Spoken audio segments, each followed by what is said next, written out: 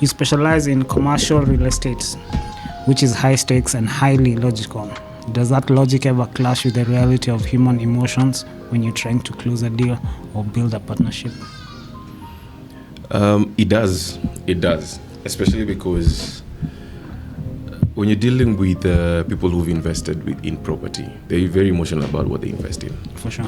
And there are certain expectations that they have about how their property is going to perform, how it's going to look. Particularly in performance is where there's a big disconnect, because they're passionate about one thing, but the reality is a different thing. The reality is tied to logic. Yeah. You can never separate those two. And dealing with deals, and these are deals that are of different values. Yeah.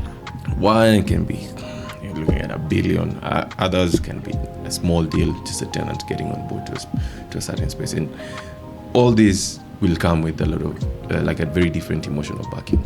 Definitely.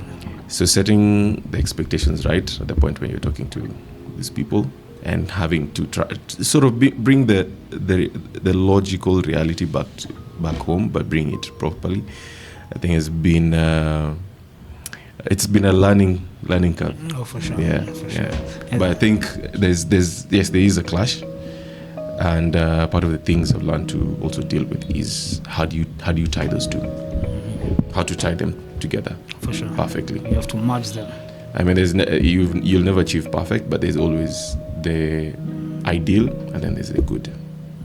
The ideal is platinum standard, but then the good is what you can work with. For sure. Yeah. For sure. We need to make some things look just normal. It's normal to get muddy. It's normal for things to get hard. It's normal, but again, there's a way out. Yeah. At the end of the day, there's a way out. Don't get stuck at that, because mental health and looking at other stories. Yeah.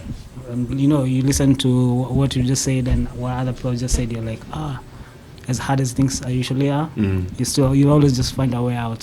Yeah. True. Because I can imagine getting caught up in those things where you're like, and especially in life, is you're caught up between not only you, there's a wife, there's a kid, there's a mom, there's a landlord, there's a supplier, there's many other moving parts where it's not only you. And at times when you get affected, all these other parts get affected too, where they don't need to get affected. Yeah. So maybe help people get that kind of perspective.